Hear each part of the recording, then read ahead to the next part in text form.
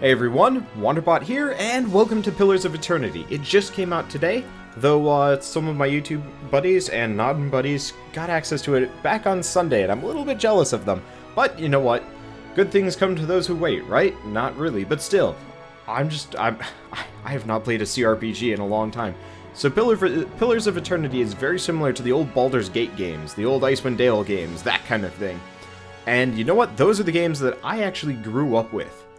And I have never showcased really any of those on my channel. I guess I did a little bit with Divinity Original Sin. But I never actually got that far into it. So hopefully I can actually go, the full way for this one. I'm just going to put it on normal. Let's see, normal. Let's see, strategy forgives a few mistakes. Not recommended for newcomers. Yeah, because I'm not a hardcore player. Maybe for a second run through later on. But honestly, I'm more of a story kind of guy when it comes to these kinds of things. Hopefully we'll be fine. Either way. That was a really loud click. Let's see if there's voice acting in this game. I don't think there is. There is bloody fantastic art though. Like, holy crap. I'm loving this.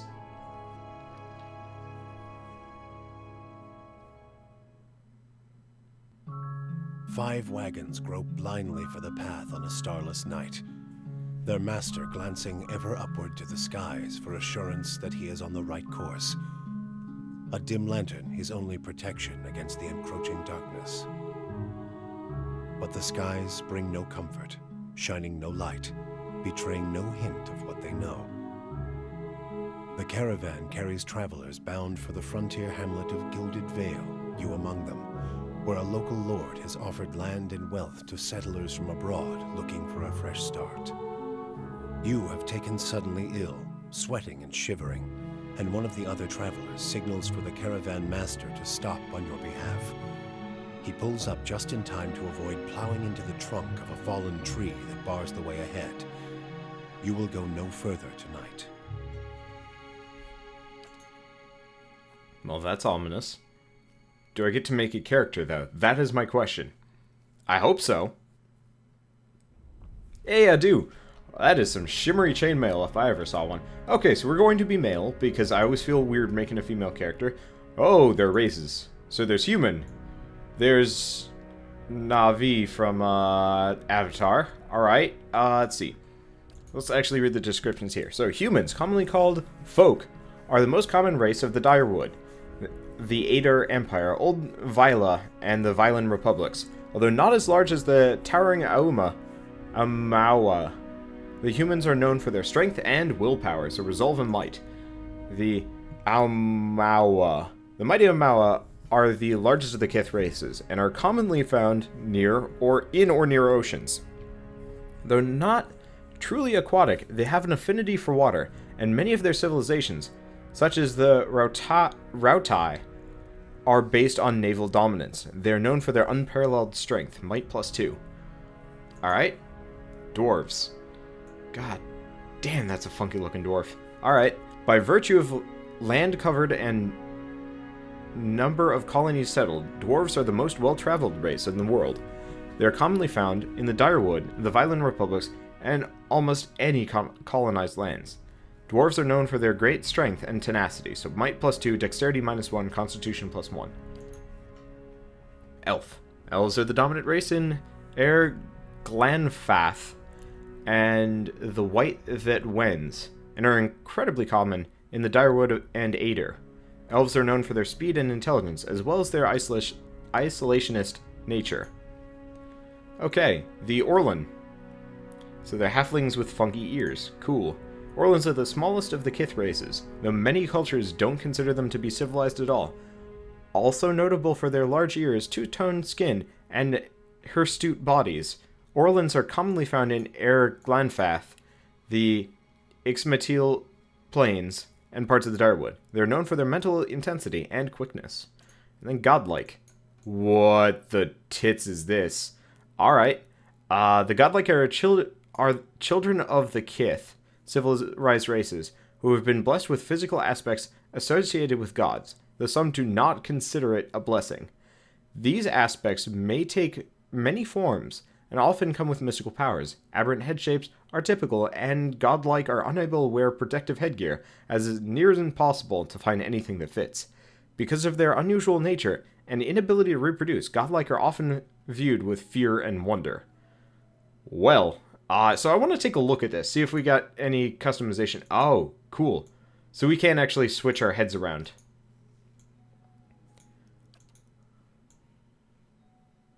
I'll be quite honest, I was not exactly interested, but maybe the nature godlike. It's kind of hard to tell. Let's see. So they get like special abilities and stuff like that.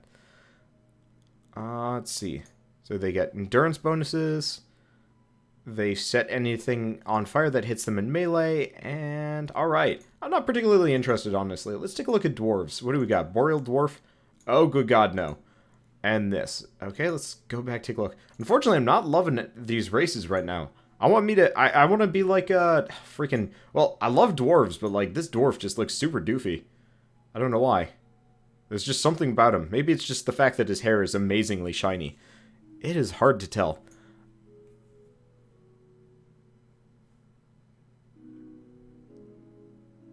Let's see. So, I guess dexterity and intellect isn't particularly interesting. You know what? Let's go with dwarf. Let's actually see if we can have an interesting looking mountain dwarf. First, I want to take a look. So accuracy, yeah, not super interesting. Okay, so we're going to be a mountain dwarf. Oh, whoa, there's a bunch of classes too. So we can be a cipher. What is a cipher? Soul-focused effects. Alright, so they're kind of like a mind... Oh, they're like a psionic warrior. Alright. Chanter, druid, priest, monk. God damn, there's a lot of stuff to look at here. Honestly, I'm probably just gonna rely on fighter. Fighter, like, I'm usually, like, the most boring person ever. I'll probably go back and, like, play through the game a second time, maybe as, like, a female godlike with a shell or something, just for co-commentary's sake. But I think, at this current point in time, we're just going to be the, like, toughest dwarf we can possibly come up with. Let's see. It's just the question of, do we want a paladin or do we want a fighter? We could also go for a monk, dwarven monk, a tiny little... Oh.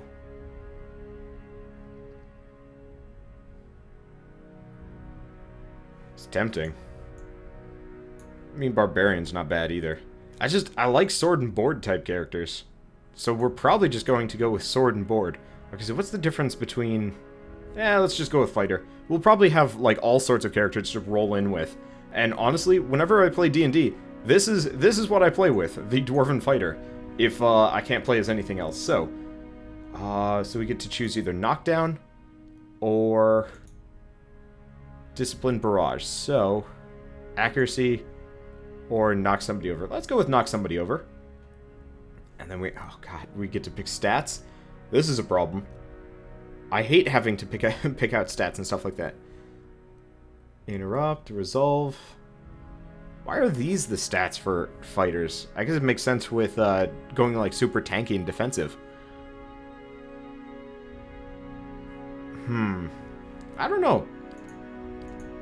Let's go back. Let's take a look at Barbarian. Let's see what Barbarian's abilities look like. So we got Frenzy, which gives them a bunch of bonuses for like some amount of time.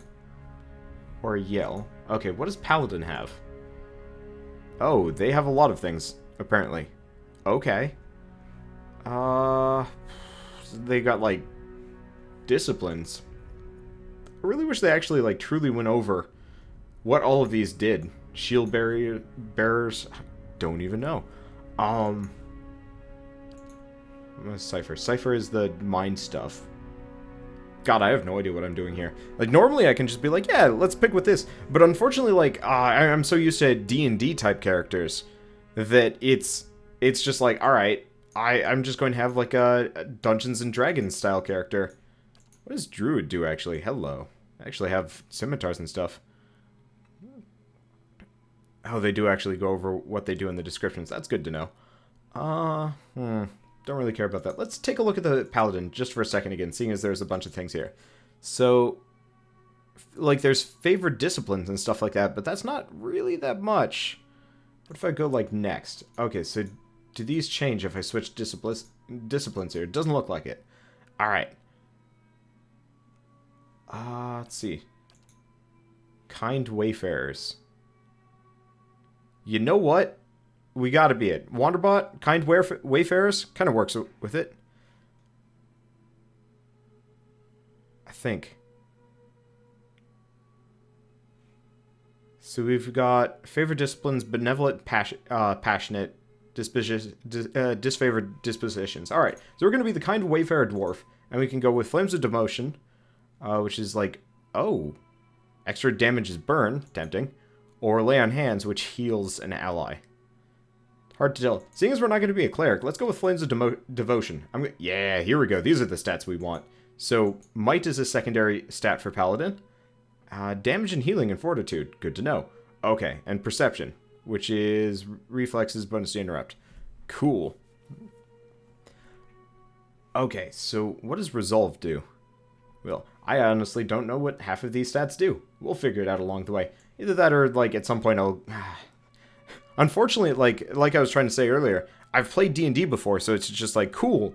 You know, when you're playing D&D, you know exactly what everything does. In this case... It's not so easy because I don't know what shit does, and we're gonna pretty much lock ourselves in with the character. But you know what? That's fine with me. Okay, so let's go with a little bit of strength. Looks like there's no diminishing returns. Okay. Let's get at least all of his recommended stats up to like 16, 14. This is probably a good situation. We don't really care about dexterity, probably. I guess not Constitution? I don't even know what I'm doing. Well, there's nothing about, like, talking to people. There's no bonuses for, like, being a conversationalist, right? Doesn't look like it. Okay. Culture, Aider. Oh, these actually changed their different stats and what they're wearing. Well, that's interesting. So, I mean, the stats are nice, but I'm mostly interested in which one of these has the coolest looking equipment. That's a doofy-ass looking Warhammer. That's pretty good. Yeah, Living Lands. There's nice red armor. Tiny little buckler, though. Probably want to switch this one out, but still. Okay. So.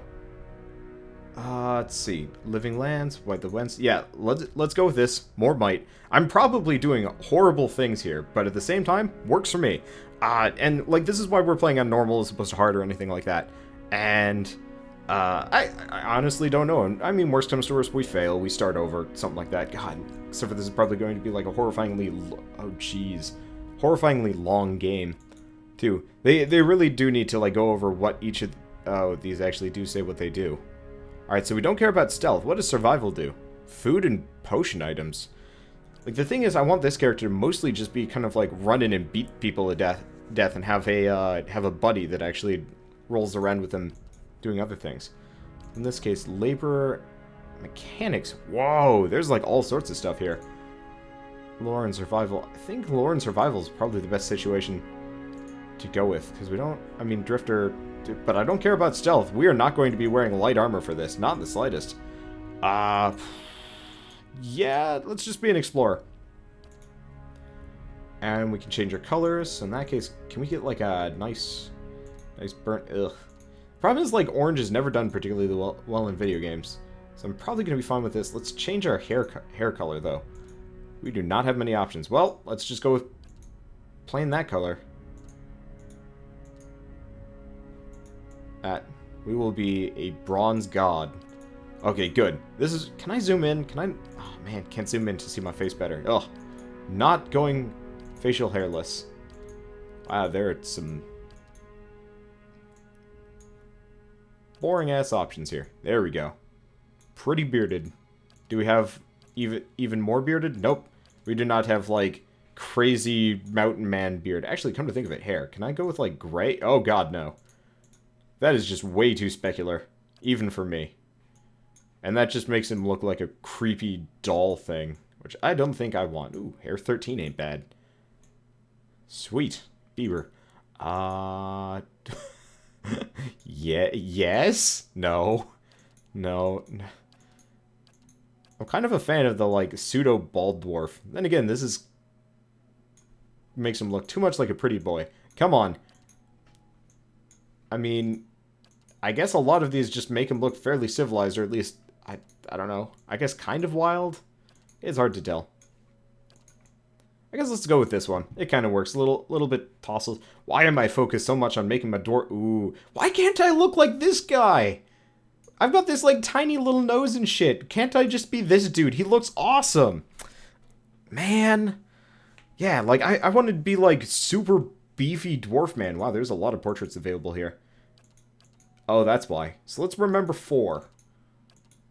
Because there's a lot of shit here that we probably don't care about.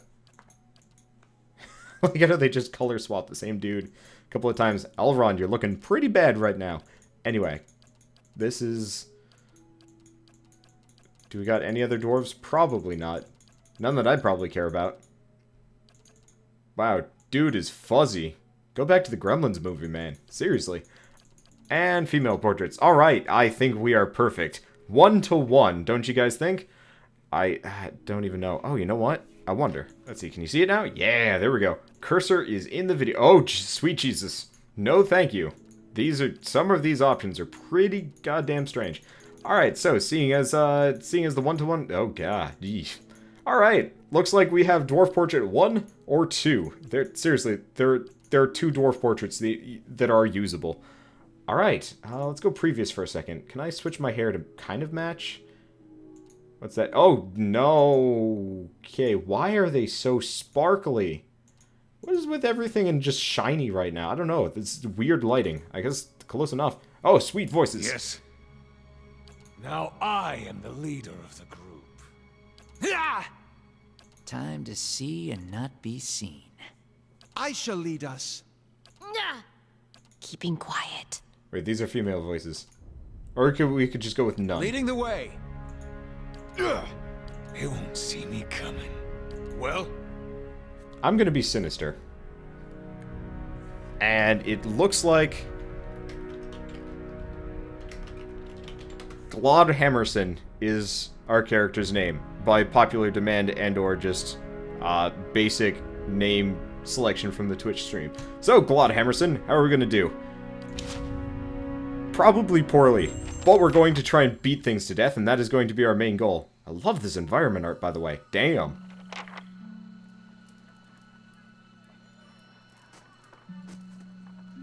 The caravan master finishes addressing the group, his bushy red mustache and sagging jowls quivering as if for emphasis. Everybody stays close to the wagons, got it? Stay out of the woods, and beasts take you if you are planning a stroll through those ruins up there. He nods toward a looming black mass on the hillside. Whole area's crawling with hut-dwelling types who would be happy to stick an axe in you for trespassing. So mind that you don't track mud on their sacred blazing rocks. Tonight, everybody stays put, and in the morning we'll get the path cleared. Gilded Vale's less than a day out. Understood? At last, the cavern master turns to you, frowning as he looks you over. Touch of the rumbling rot, could be. There's a stinging beetle around here, carries it. You'll be fine once it passes your innards, unless you don't drink water, course, which case you'll be dead in a day. There's a berry grows in these parts, small and pink, called a springberry, about the size of a fingernail. Give you cramps if you eat it, but the frontiersmen make a tea from it. Calms the insides. Should get you through the night. You might check around, see if you can find some. Meanwhile, I'll see if we can scare you up some water. I know you want to hunt before it gets much darker, but see about refilling our water first.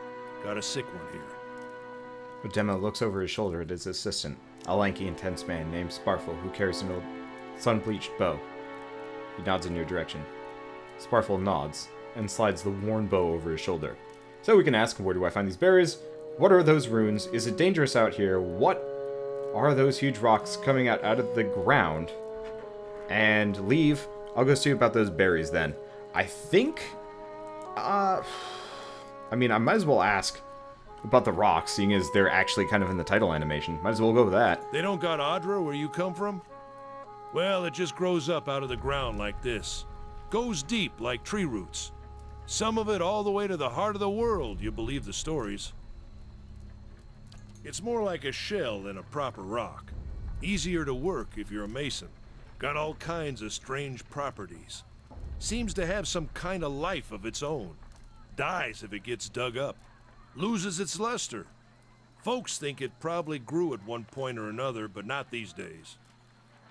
The soul butchers in Defiance Bay use it for different things. I've heard tell it can hold a man's soul, but I don't care to see it. Got enough to worry about without seeing something like that. Nothing you won't see on half the hills of Air Glonfoth. Money to be made selling their knickknacks in Defiance Bay if you don't mind getting stuck with Glonfoth and arrows now and again. They didn't build them, but I'll be the effigy if they don't watch them like a mother bear. I was asking about the runes, by the way, if that wasn't obvious. Of course, all the ones around here have been ransacked 10 times over. Got nothing left worth half a pawn, so I hear. Interesting. So your character's attributes, skills, race, culture, and sex may open up all sorts of options for you in dialogue. These options are not necessarily superior to the other responses, but give you a wider variety of choices to select from. The manner in which somebody responds to your choice depends on their individual personality and attitude. So, who did build these runes? Got different names for them. Settlers called them Ingwithans. Nobody that liked them enough to stop them becoming ruins, tell you that much. Alright. I don't really care about the other options. I mean, it's like, where do you find the berries, and is it dangerous out there? Bah! Hold on. Take someone with you. I know you're not some helpless tenderfoot, not like most of this lot. But you drop dead, I don't want to be looking for the body. Got a schedule to keep. He scans over the travelers, resting his eyes at length on a sturdy, armor-clad woman who has spent the journey's night sleeping on uneven ground without blanket or pillow.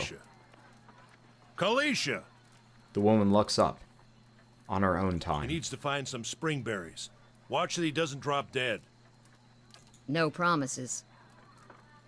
What kind of guide says something like that? Kind you can afford. Don't listen to her. You're in good hands. And I pay too well, if anything. Off with you. Hayden should have supplies. See that you're equipped before you head out. We're in harsh country. Get your berries and hurry back. And if you get so much as a tickle of wind, you drop everything and you run. Something in the air tonight. If it's a Beawick, we'll shelter in the ruins. Hut dwellers be damned. You heard the man. Let's get going before you keel over. Okay, your party always consists of your character and up to 5 additional companions or adventurers. While the caravan is camped outside the Glanfathan ruins, Odema has assigned Kaliska to help you. Kaliska is a fighter, a class that excels at close quarters defense. Use her abilities to complement your own. To select a party member, click on their selection circle, their portrait, or press the number button that corresponds to their position in the party. Starting with 1 at the left, to select multiple party members, click and hold anywhere on the screen and drag marquee over the... Where to get this? Okay, move, got that. So it's very similar to Baldur's Gate. Of course. Now can I move with WASD, or do I have to... Oh, shoot. Do I have to use the arrow keys? I'm not going to enjoy that. I have shit arrow keys. Oh, well. Let's see where I can go. So we got two party members. Most people you encounter in the world are neutral or friendly. You can interact with them by clicking on their selection circle. Many characters will simply greet you and go on their way. However, others will have larger conversations to explore. The merchant, Heodan, has a conversation that opens his store with equipment for sale. Alright. You see a man wearing simple but mostly neat clothes. He's transfixed, however, by a ragged tear in the seam of his tunic. Got a whole wagon full of goods to sell, but not enough shirts for the road. He scratches one cheek with his knuckles. It's covered with uneven stubble, as if he hasn't quite gotten used to shaving on the road. Say, is there anything you need? I've got some basic traveling supplies for sale if you'd like to take a look. Let's see what you got. Okay, so we could buy all sorts of junk. I don't actually know how much money I have, to be quite honest. I do have a giant miniature space piglet. Oh, it's a Minsk reference. Cute. And also have Gown's Pledge, which grants Gown's Pledge. This item grants the ability to shield the wearer from the myriad of perils that plague the world of Aora. An aspect of the god Eothos, Gown represents the harvest of old age, symbolized here by many interlocking sickles that form a ring. As Gown helps to protect the dignity of an old age, so too do his followers pledge to prevent young lives from being harvested before their time. Alright, so, leave anyway, because I don't actually care about that. Let's go into our inventory and toss that ring on, seeing as we've got it. I don't know what Gown's pledge does, and it doesn't say anywhere, but that's okay. I'll just pretend it's a good thing. And can I like put the pig somewhere? Yeah. What the? Oh, right. I have to close out of this menu first. So you get a little piggy. Yeah, I think you get it for pre-ordering it. Oh, look at it. It's adorable. Oh, shoot. You can actually zoom in. This game does not look pretty when you're that zoomed in, but that's okay. Space pig away. Let's see. So I'm feeling pretty good about this thus far. Exploration is key in Pillars of Eternity. As you make your way through the Eastern Reach, open the area map to see what parts of the map you've already been to and what's left to explore. So in this case, let's just kind of wander around for a while. We've got a road, might as well look for it. Now, of course, the last time I did this, I ran into, like, shambling horrors. Oh, hey, you can... Okay. You can gather plants and stuff. This path winds through a narrow... Too far. Never mind. This path winds through a narrow canyon, back the way you came. Grooves in the road mark the passage of humans and whatnot. All right. Let's check by those outcroppings. Oh, hello. Pillars of Eternity combat uses a pausable real-time system. Because you will often manage more than one character at a time, it's a good idea to pause the game, issue orders, and resume real-time to see the orders play out. The options menu also contains many choices for automatic pausing when certain conditions are met, aka start of combat. So currently I only have the game set to pause when combat starts, and apart from that it's completely manual. I might switch it around, but that should be fine. Okay, so it's a young wolf. Now, do these correspond with our actions or our hit points? I have no idea. Well, everybody just beat the tar out of the wolf. So oh, hello. All characters in the game, friend or foe, have 4 primary defenses against attacks. Deflection, Fortitude, Reflex, and Will. These defenses are based on the character's attribute level, items, and other effects. Accuracy is compared to the appropriate defenses when an attack is made. If accuracy is below the targeted defense, it suffers an attack penalty to the roll and is more likely to result in a miss. If accuracy is above a targeted defense, the attack is more likely to result in a crit. Ah, interesting. Okay. Let's see how we do. Now, I think I saw another doggy sneaking up behind us. Okay. All attacks that do damage have to overcome the target's damage reduction. An enemy's DR reduces the incoming damage. Okay, that makes sense. So, beatings will continue, and this wolf is dead. Oh, wait, no, that's my space pig. Okay, good. We do not have to worry about murdering my space pig. Sometimes weapons do not go to killing enemies. Got that. Oh, there's a nice little cooldown meter to see how soon they're going to attack. I like that. And we get wolf-hide. Wow, there's lore on everything, isn't there? Alright, the wolves of Direwood are a large and crafty breed, bereft of the species' usual shyness. They present a serious hazard to travelers who venture off the beaten path. Hunters who seek them out will not usually contend with a single wolf, for they travel in packs of varying size, presenting a challenge to any lone hunter. Their furry hides are valued for the warmth they can provide, and the teeth of the strongest wolves make for impressive trophies. Okay, so oh, did I not grab it? Oh, do you actually have to drag it over? Can you like shift? Oh wait, no. Is there? Okay, you can shift click. Good to know. Now, can I hold Alt? Nope, doesn't look like it. Is it Control? In Baldur's Gate. Oh, there's the Springberry. Cool. Okay. As you receive quests, your journal will update with relevant information. If you ever get stuck, open it to review your notes. Got it. So, the demo says you've had some interesting travels. So we could go with watery parts of the world as a mariner, lived out on the frontier at a time. Interesting might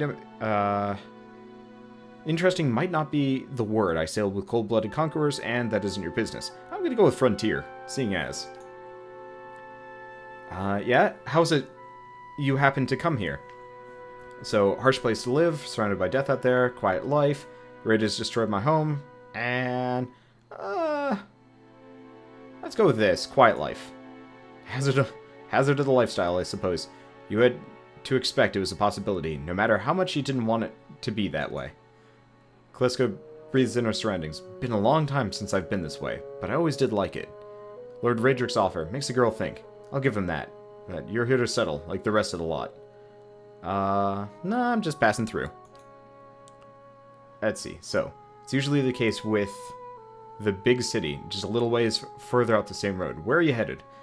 So, I assume all of these decisions that I'm I'm making here are going to be, like, actually important. This is, like, you know, backstory stuff that we're giving ourselves along the way. So if I choose, you know, chose Conqueror, somebody probably later on is going to try and come up and, like, murder us. Because, I mean, it's entirely possible that, you know, these are actually going to result in, like, weird side quests later on. Oh, you can scroll all the way up. Yeah, no, I'm getting serious nostalgia right now because, like I said, mentioned Baldur's Gate a couple of times. I grew up with these games, and this is very similar down to a T, except for the systems, because they can't exactly use the D&D system. Anyway, so we can go with nowhere special, continue in the city, probably wander for a while, somewhere I can make some money, and no idea. Well, you know what, Wander, yeah, I mean, it's like moth to a flame. Couldn't judge you for that. Been half my life. Just watch yourself. You get too far off the beaten path, these lands are wild.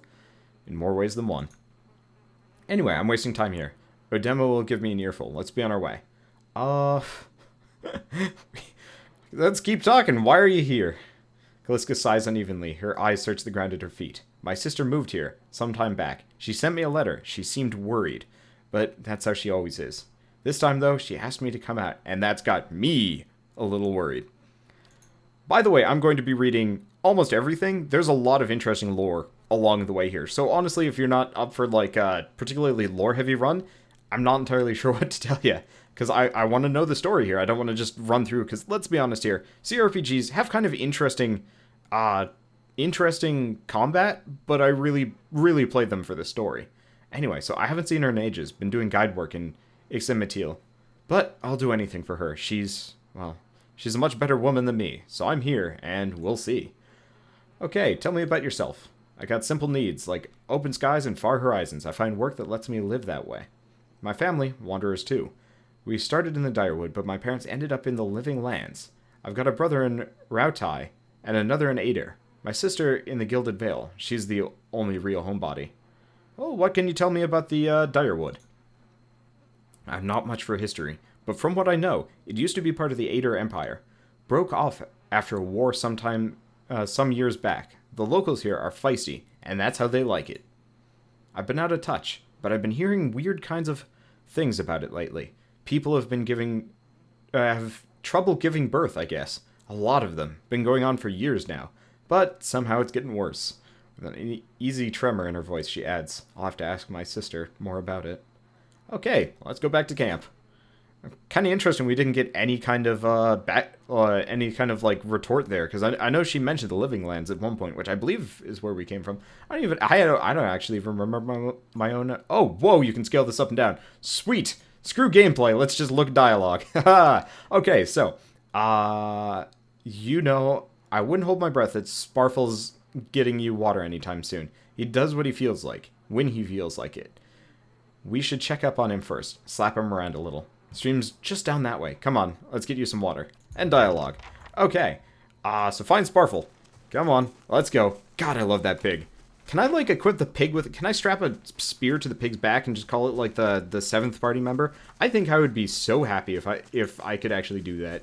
Just weaponize a pig. And we just found a burned lady, which I think is a mushroom, but I'm just going to pretend that women in this game, when set on fire, turn into fungal oids. I know that's not at all, like, remotely the right terminology, but we'll call it close enough for the time being. Anyway. Oh, you can zoom out, too. Nice. Deer. Murdered deer. No, man. Damn it. Grow 4 legs already. Catch up to the deer. I don't even know where... Oh. Huh. Well, this ain't good. Travelers, maybe. Or looters. Or bandits. Bad sign, anyway you figure out it. So we get leather armor. And lockpicks. Okay, for a second I thought we got some sticks. The corpse is cold to the touch, and a ripe smell wafts from its putrid waves. A dark-crusted bloodstain besmirches its simple linen clothing. I don't think these guys are bandits or anything of the sort. Now, where's our dude getting me water? I'm thirsty. Come on. Where are we going? Yes? No? Did we... Oh, probably across the bridge. Duh. I am regretting putting this game into windowed mode. Usually I do it so I can, like, switch around and not have to worry about... What a surprise. Sparfle went hunting. At least he left the water skins. Come on. Except for, he also dropped the lantern, fully lit. That seems like a bad idea. Oh, tab key to highlight interactive objects in the environment. Okay, so you crouch at the riverbank and dip your water skin into the cool water while Callisto waits nearby, keeping watch. As you rise, you notice her look up sharply towards the tree line. I like that illustration. It's simple, but it works. Ooh. Ooh, I like this. It's like an interactive storybook, where we get to kill things! Alright, so... Out of the trees emerges Sparfle, one of the guides, barely discernible in the dim moonlight. He no longer carries his bow, and there is a strangeness to his gait, a spastic wobble in his ordinarily deft strides as he moves towards you with labored breath. Callisto frowns. Are you alright? Sparfle's toe catches on a rock, and he collapses forward in a heap, the feathered shaft of an arrow planted between his shoulders like an enemy flag.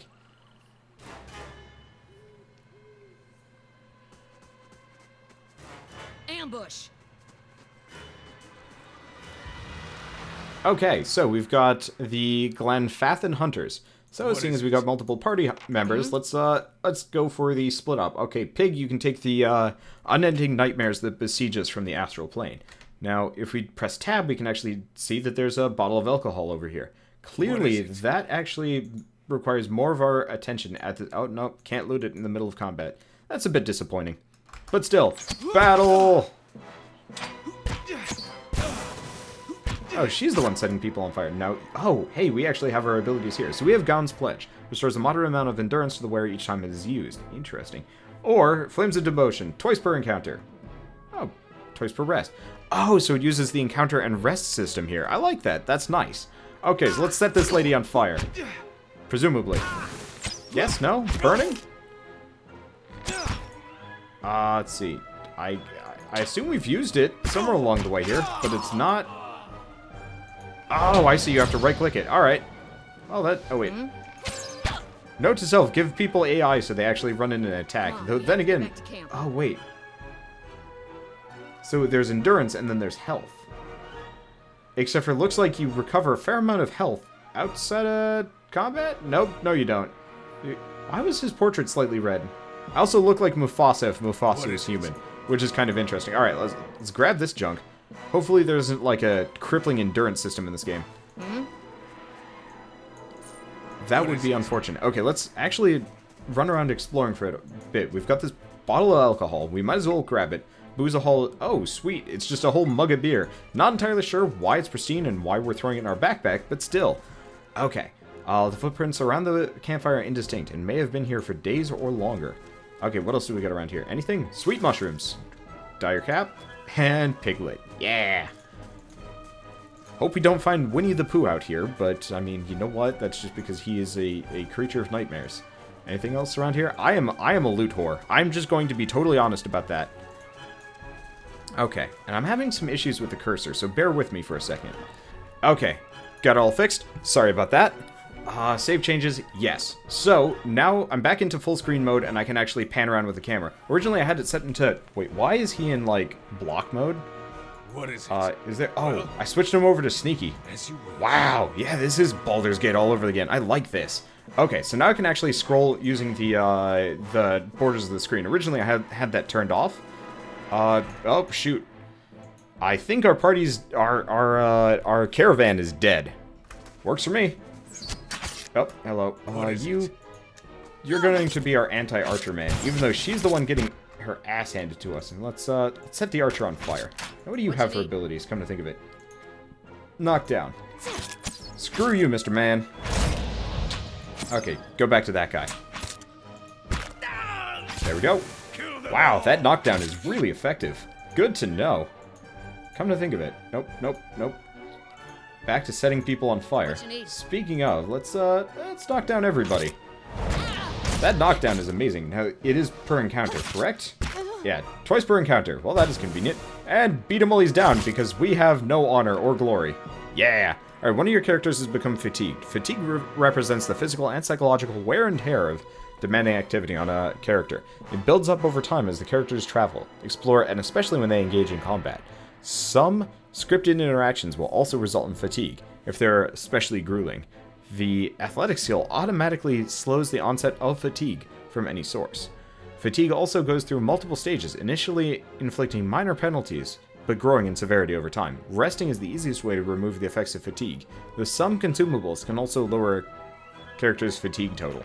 Okay, so let's grab all that sweet, sweet loot. Well, Hopefully the merchant is still alive. Well, shit, can we rob him? I mean, he had, like, great swords and shit. Nope, doesn't look like we can steal from the shop. Well, this is bad. Okay, what is this? Okay, scouting mode is used for both stealth and for finding hidden objects like traps and secret containers. While scouting, your character's selection circles will start to fill with yellow when a character is starting to detect them. Once the circle fills yellow, the character is suspicious and will move to investigate while the circle fills red. If the circle becomes completely red, your characters will be discovered. A character's ability to find hidden objects is based on his or her mechanic skill. A higher mechanic skill allows them to find objects at greater distance. Okay, so moving toward a character accelerates how quickly they will detect you. If you actually touch the selection circle of a character with your own, you will immediately be detected. Good thing we are not going with stealth. Oh, I see. Wait, that's Heodan. Who's Heodan? Isn't Heodan like our like leader guy? I could be wrong about this. Anyway, I'm not sure why I'm sneaking at this point. Like, am I? There we go. Okay, Glenfathan leader. All around you lie the massacred remains of the other travelers, peppered with arrows and knife hilts, splayed and bug-eyed and filthy on the blood-damp earth. Calliska puts the back of her left hand to her mouth, as if to ward away the horror like a poisonous vapor. A handful of dark figures stands above the fallen, treading on limbs and backs of heads, jerking their axes from bodies as if from half-split logs as they prepare to add yew to the sprawling pile beneath them. One of them, towering and severe, with a thick beard of tasseled with knots, holds a wet blade at the neck of a man you recognize as Heodan, the last of your caravan left standing. Lay down your arms, trespasser. Do not forfeit this man's life for a fight you will lose. Okay, so now we actually have some options here. So what we can do is... Here, let's drag this down. No reason for me to leave it that large. I mostly did it as a joke. Anyway, so we can do... Why have you done this? Lore 1, the rune will not be sullied by your hands, men of Air Glanfath. We have not trespassed. We merely wish to pass through. I do not know what they did, but I have nothing to do with it. Murderers, you will pay with your life. And you will try to kill us either way. Why make it easy? So let's go with the lore option, just because the lore option seems like the most interesting one. I assume that's probably the best option anyway. I just also, any kind of lore related option seems more interesting to me anyway. Let's see. So, your words carry no weight when I have seen the truth with my own eyes. Blood must be paid for this intrusion. So you now have one rank in disposition reputation. These reputations represent how people perceive your personality throughout the world. Even seemingly nasty reputations will be favored by some people, and benign reputations will often bring out the worst in certain people. No disposition is inherently good or bad in Pillars of Eternity, but if your main character is a priest or a paladin, you must be careful not to misalign their dispositions with their favored by their deity and order, respectively. For the main character only, their dispositions will modify the effects of Holy Radiance for priests and Faith and Conviction for paladins. Okay. So say again, lay down your arms. So, if I had Resolve 15, could do nothing. So we could do, we're innocent in this, or we can use our stats, or lore. I really like lore repeatedly. I really like just repeatedly throwing lore at him.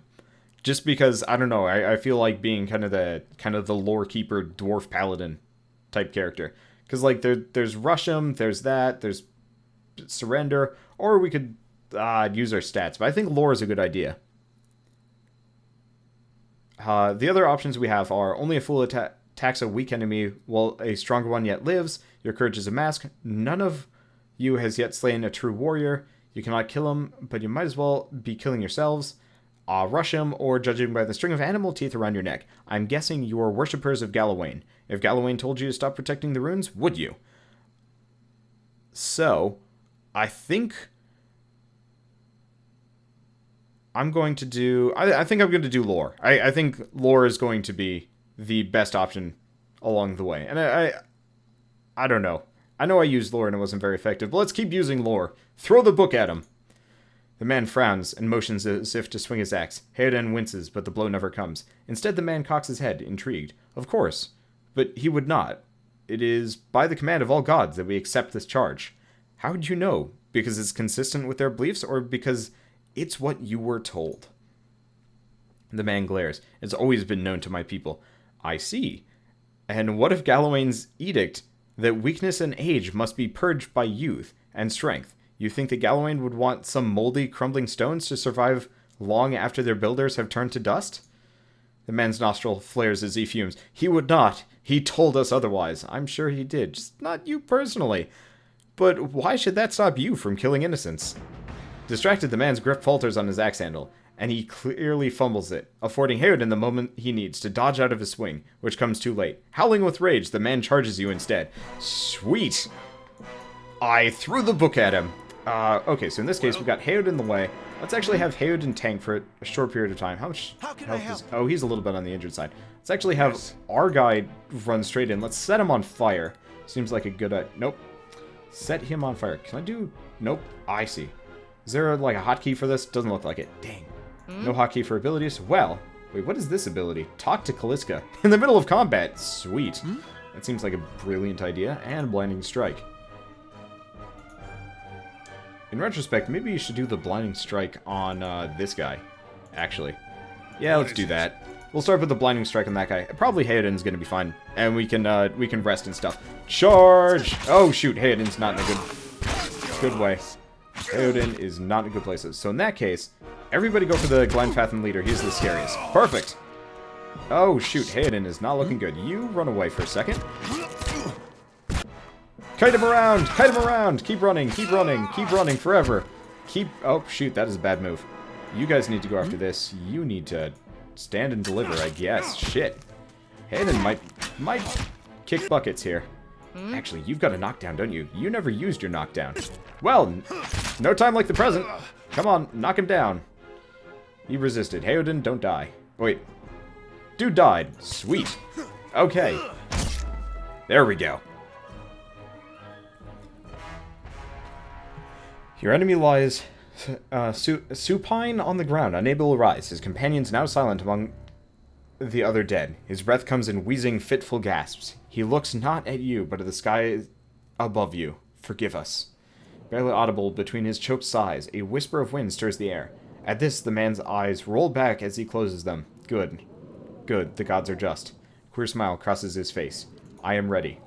The wind begins to swell, whipping around the camp, electric and volatile. Upending pots and rattling tents like an angry spirit. You can feel it begin to seep beneath your skin like a jetty beginning to succumb to the surge of a great wave. And where it pierces you, you feel as though it's rending you apart from within. Seated against a wagon wheel, almost amidst the howling maelstrom, slashed across chest and bowel, Odema's body stirs. And with great effort, he raises his sagging head, eyes barely open. He looks directly at you. Run!